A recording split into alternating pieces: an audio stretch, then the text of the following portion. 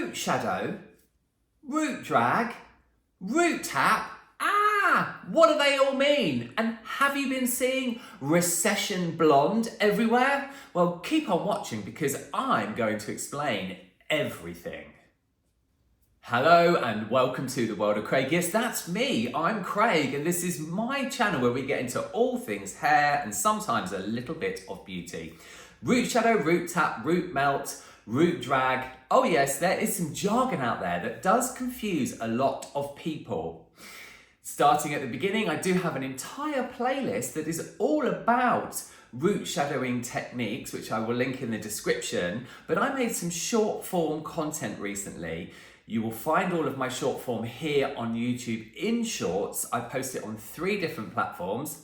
That takes some time, but you'll find it all here on YouTube. And I posted some short form content recently about, it was actually this video, about root shadowing. My channel is education based. If you're new here, hello, thank you for coming to check me out. And if you're coming back for another look, hi, all education based. But that video in particular got some rather reductive, negative comments, shall we say.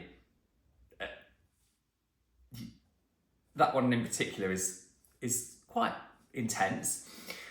And it dawned on me that, you know, a lot of people don't understand what actually root shadowing, root tapping, root dragging, all of that stuff, root melting is. And also you may have been hearing the words recession blonde or seeing the words recession blonde on social media and also in the press. So I thought, what better than to, whether you're a consumer at home or a hair professional like me, what better to explain what all of this means so that you can take it and make it your own, or at the very least understand what people are talking about. So as always, before we get into the jargon, if you enjoy this video and find it helpful, you know exactly what to do. You liking this, sharing it with a friend, really helps to get my content out there. And my community over here is very important to me, as is my channel, and sharing as much info with as many people as I can possibly. So if that's you, if you are somebody that is subscribed or does like my content and shares it with people, thank you very much. So let's start at the beginning. Root shadow, root tap, root melt, root drag. Let's just be controversial yet bold. They are all the same thing. They are all the same thing.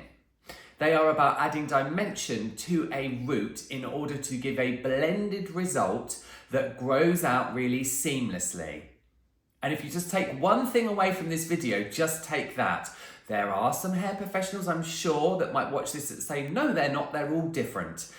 They are slightly different in the way that things are applied and the way that things might be processed, etc. But ultimately, they are all the same thing. So continuing on through this video, I'm going to refer to it as root shadowing because that's what I call it and what I've always called it. It's a technique I've been doing for over 10 years, a long, long time, but it's really obviously out there now and has become a contemporary classic.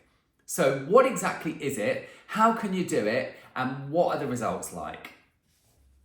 I guess it also makes sense to mention recession blonde. Sorry, air quotes. I know a lot of people don't like that, but this is a new term, recession blonde.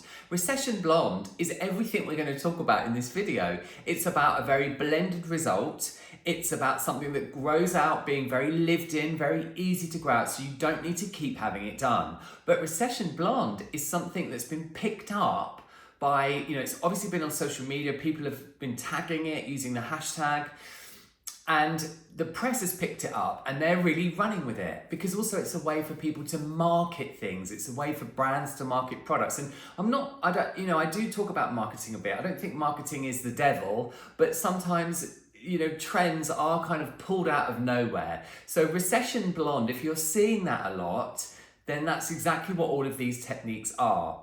Now, let's get back to root shadowing, which is, as I've said, is what I'm going to refer to it as in this video. And if you are a hair professional and you have other names for it, that is completely fine. I'm not knocking anybody. That's not what we do here on my channel. Just make sure that your clients or the people that you're doing the service on understand very clearly what it is. Root shadowing is dimension at the root, like this. This is a very soft, root shadow, where all I've done really is blended in the foil demarcation lines, which I refer to as stitch marks. I did have somebody comment and said, well, why don't you just do the, oh, you've seen the comment already, but why don't you just do the foils right? Well, the foils are done right. I've been doing this for nearly 40 years, and to get a dimensional result, you must have a bold foil. You have to place things that are bold in order to create dimension, because the dimension is the contrast between the natural hair and the highlight, so they have to be bold. So you can blend them very softly like that, or it can be more contrasty like this.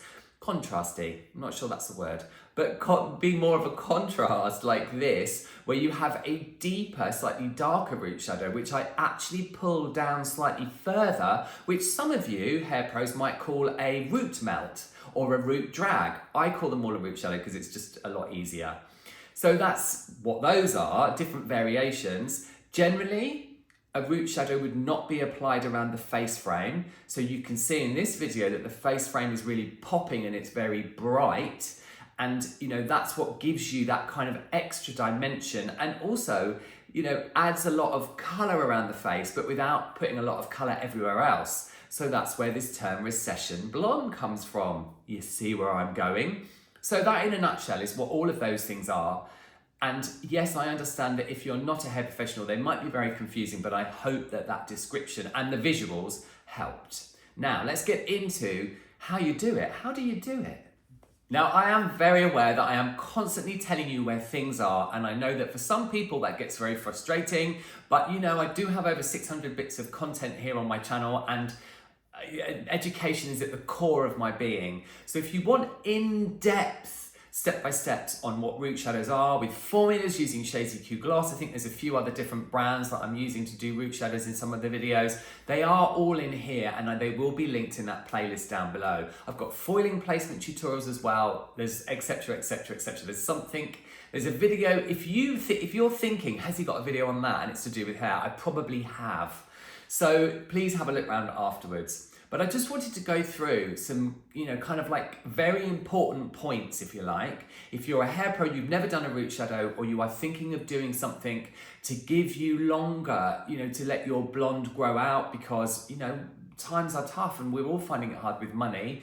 I know that me as a hair professional, the cost of what I use to do services with has gone up astronomically, and I've had to put my prices up because I charge per hour, so I've had to put my hourly rate up. That's what I'm trying to say, because the prices are just so, you know, everything is so much more expensive. So that's a long way round, wasn't it, of saying all of that. Couple of top tips. Number one, I would never, ever, ever, ever, ever use a permanent color to root shadow.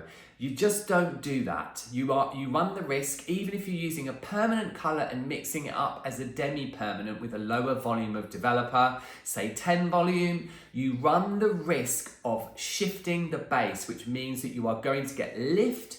Yes, it will deposit color, but it might deposit too much, and then you might get a band as it grows out. And the whole point of this is that you get a seamless transition grow out blend. So never ever permanent color. I don't ever tone with permanent color either. There's a video here on my channel. There he goes again. So that means I would always use a demi-permanent color. I like to use Shades EQ Gloss, and there are many videos on my channel here that show you that and give you formulas as well. They all contain a formula. I don't gatekeep anything, but I do also use Color Touch. I love Color Touch. It's a brilliant product. It's slightly more pigmented, but you can root shadow with it as well. And then it really is about your formula. It's about, so remember, just to reiterate that as well, any demi-permanent color can be really good to root shadow with. But then it's about your formula, how deep you want your formula to be. I would generally, my root shadows normally sit somewhere between the natural level of the hair and the level of the highlights. So if I'm working on a natural level 7 and my highlights are around a level 9, I would normally root shadow around an 8, somewhere in the middle. But you can play around with that and you can get the most gorgeous results, as you already saw. Well, why don't I just pop another result here like this? Yes, I do a lot of root shadowing. It's something I've done, like I said, for a long time, and I do it on a lot of my highlights. So they are basically the main thing. They are the main points. No permanent color. Demi-permanent color is a must for root shadowing, and then it's all about how much contrast you want as to how blended you get your result to be. Just to add to that, because I know it might be helpful for some of you that don't want to go and watch the videos in that playlist, that generally with the application, I forgot to mention that with the root shadow, I would apply that globally first, dragging it down, blending it into however much I wanted to pull it down the length of the hair, and that would go over everything. And then I would apply a different formula, a lighter formula generally, to the mid-lengths and ends, and then the face frame would be last. It would always be the last place that I apply any of my toner formula. Obviously different formulas, deepest, mid, lightest. Think about nature. Think about if you look at a little child who's got long hair and they've been running around in the sun all summer, and think about where the sun would hit their hair. And that's a really good guide as to where things would be placed, because you want it to be the brightest at the front, the biggest pop. So, and then also just to mention that I know it's tricky at sometimes, because I know that people really need help, and I do really love to help you where I can, but I can't give you specific formulas for things, and I do say this in a lot of my videos now, but that's because I can't see you, and because we all see colour so differently.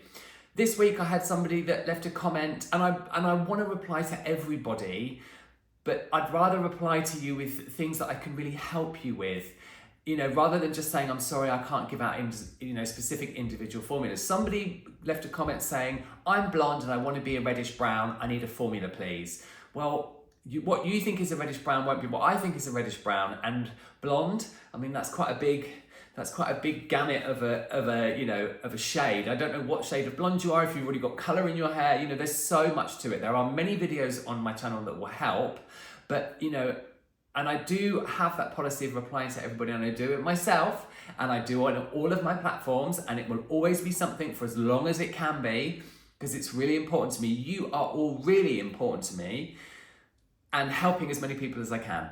So yes, I just needed to get that in there. Right, let's have a conclusion. So now you know, root shats, who are they? So now you know, root shadows, root taps, root drags, root melts, they are all effectively the same thing, adding dimension at the root whilst keeping the mids, ends and face frame brighter. And they are exactly what Recession Blonde is. I hope that cleared up some of that jargon for you, and I know that, you know, a lot of people find a lot of the stuff that's on social media a bit overwhelming sometimes, whether you are a consumer or you are a hair pro like me. If you do have any questions, as I've already just said, please leave them in the comments. I will always get back to you. You guys mean a lot to me, and my community over here means, you know, an awful lot to me. I have so much fun creating the content for my channel. I cannot tell you. Sat here with the sun streaming through the window on a Sunday morning. A huge thank you for watching this. Oh yes, I'm going to say that one more time. You know exactly what to do if you enjoyed it or found it helpful. I do have an Instagram as well, which isn't the World of Craig, it's Craig's World of Hair. Oh yes. A huge thank you for watching this. You all take lots of care, and I'll see you all in the next one.